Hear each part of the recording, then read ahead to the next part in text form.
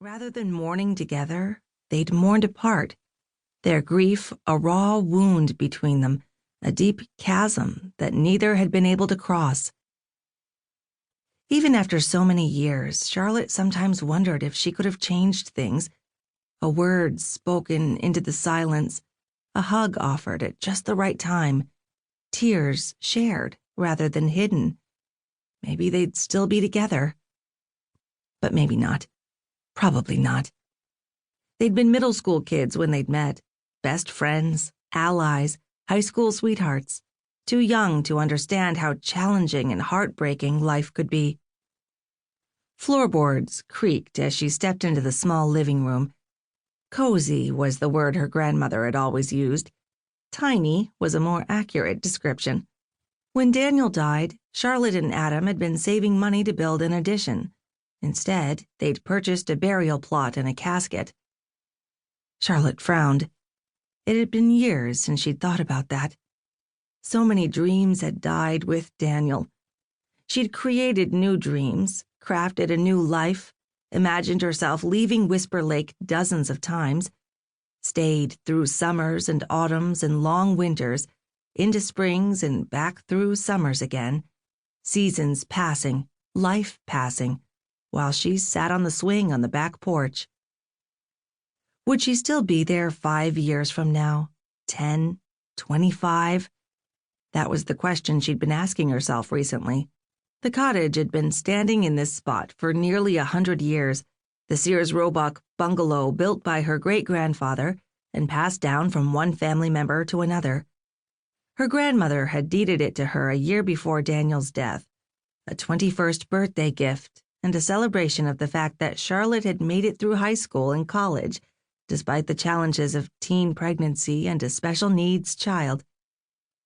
Pregnant at 17, married at 18, grieving parent at 22, divorced at 23, and now at 28, alone and mostly happy about it. It was hard to be hurt when there was no one around to hurt you.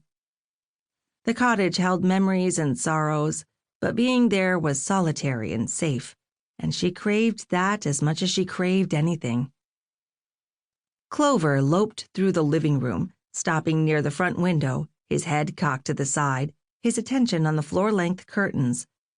The lights were off, but she could see him there, a dark shadow in the gloom, his body stiff, his tail high and still. He growled, the sound making the hair on the back of her neck stand on end. Clover didn't growl. He rarely barked. His happy-go-lucky, calm personality made him the perfect therapy dog. "What's wrong, boy?" she asked, creeping to the window and easing the curtains back.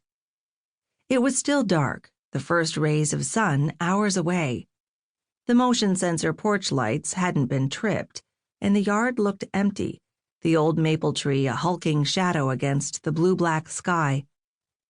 Clover growled again, pressing his nose against the window pane. Beyond the yard, a narrow dirt road separated her property from state land. Out here, there were more animals than people, more trees than houses, and more hiking trails than roads. The only other house on Charlotte Street belonged to Bubbles, her elderly neighbor. The octogenarian wandered the lake shore and the woods at all times of the day and night, collecting leaves and flowers, mushrooms and wild herbs. Charlotte had cautioned her to be careful. She wasn't as young as she used to be, and it was very easy to get lost and hurt in the Maine wilderness. People died there. People disappeared. But Bubbles had grown up on the lake.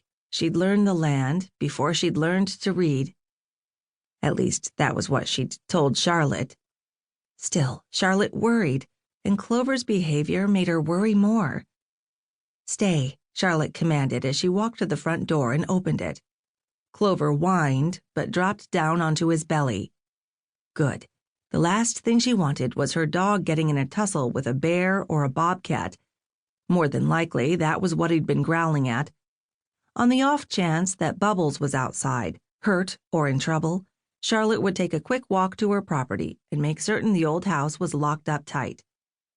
She grabbed her cell phone and tucked it into her pocket, but didn't bother grabbing the Bowie knife she carried when she hiked.